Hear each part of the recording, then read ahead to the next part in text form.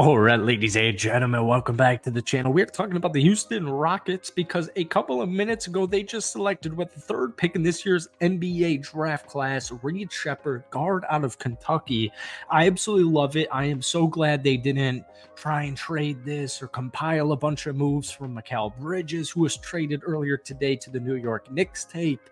I'm glad they didn't do something crazy for an aging old Kevin Durant. I'm glad they didn't trade for Brandon Ingram. I'm glad they didn't flip 3 for 9 and Marcus Smart. This was the best possible pick for the Houston Rockets here.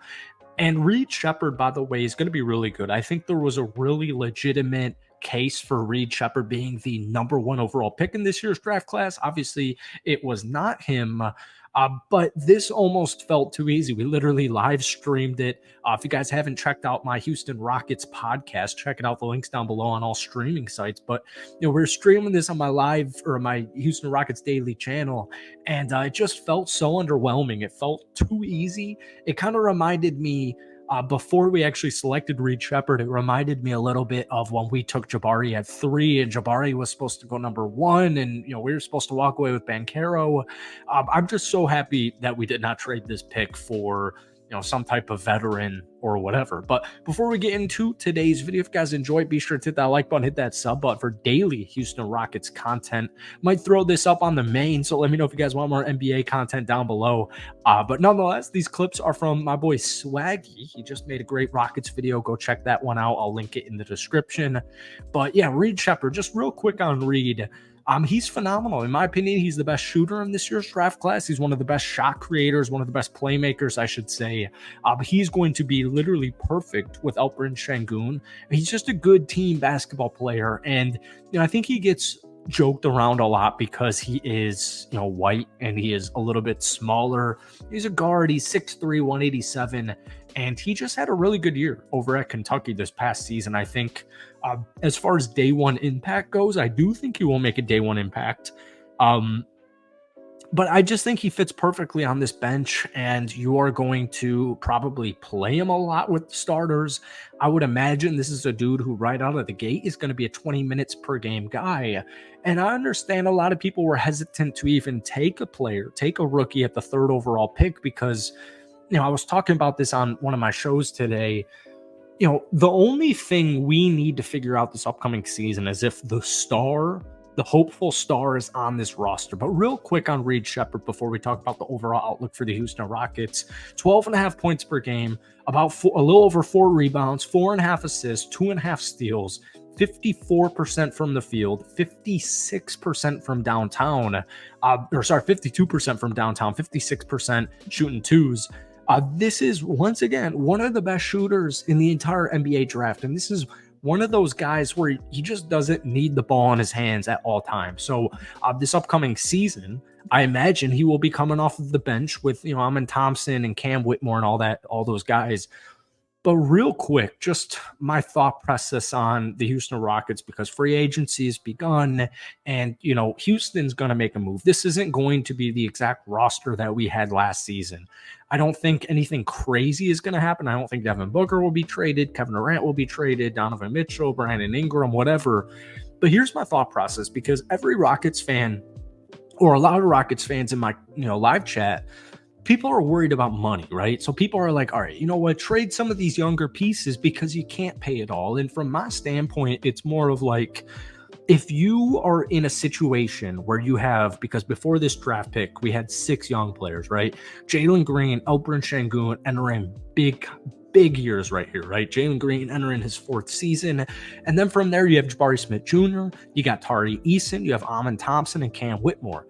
But with Jalen Green and Alperen Sengun, so many people are like, yeah, trade one of those guys so we don't have to, we can pay all of these players. And it's like, nah, man, because if Alperen Sengun is who we think he is going to be, you pay him rightfully so. These are good problems to have. With Jalen Green, hopefully he's the starting 2 for the Houston Rockets this upcoming season. The reason I say that is because if Jalen Green plays how he did in the second half, well, yeah, you probably pay him. If the Houston Rockets win a playoff series this upcoming season and Jalen Green plays over 70 games as the starting shooting guard for the Houston Rockets, you probably pay Jalen Green. But if Jalen doesn't play how he did in the second half and he plays how he did in the first half, well, you're probably not re-signing Jalen Green. And if you are, you're probably not going to re-sign him for long. Tari Eason just played 20 basketball games, all right? Don't worry about his money. Jabari Smith Jr., same type of thing. He was a starter last year. He's been a starter for the last 2 seasons. But if in a couple of years from now, our issue is we have to pay both Tari Eason and Jabari Smith Jr., or even one of those players, that's a really good problem to have. And then moving down to Cam Whitmore and Amin Thompson, 2 players who came off the bench for pretty much their entire rookie seasons. Don't worry about either of those 2 players, because if you have to pay either one of those guys in 3 years, a big contract, once again, that's a really good problem to have. And now you bring in Reed Sheppard, the 7th of our, quote unquote, young core here. Once again, in 4 years from now, if you have to pay Reed Sheppard big money, that's a good problem to have. So my big issue with trading for Mikal Bridges isn't necessarily like my value of Jalen Green, my value of Tari Eason, because unfortunately, even as a fan of these teams, you have to realize it's a business. And unfortunately, most of these players won't retire by the team they were drafted. So I think we're a year away from being a year away. I don't think the Mikal Bridges trade ever made any sense. I don't think trading pick number 3 for Marcus Smart and the 9th pick ever made too much sense, because, Tari played 20 games, right? Amin was injured. Cam barely saw minutes. Jabari improved. Şengün missed the end of the season. Jalen Green was inconsistent for the first half of the season. There's just too many looming questions that I don't have enough data. I don't have enough eye tests to determine what the proper move is going to be. So, yeah, Houston's probably going to make a move in the offseason. If they do, it's probably going to be for like a proven veteran scorer, some type of 3-point shooter. And I wouldn't even be surprised if it was a guy like Eric Gordon, or Eric Gordon himself.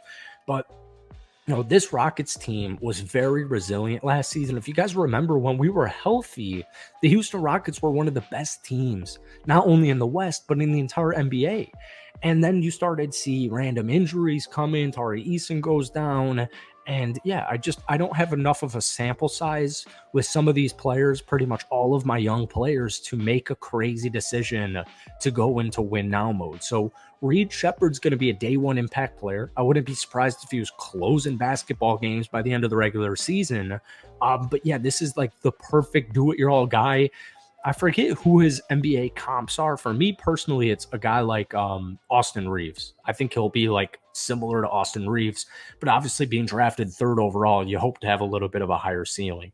So that's it for today. If you guys enjoyed it, be sure to hit that like button, hit that sub button. Once again, I do a Rockets podcast probably 3 times a week at least. I'll throw that link down below on streaming sites, but thank you guys for watching, and let me know your thoughts on Reed Sheppard.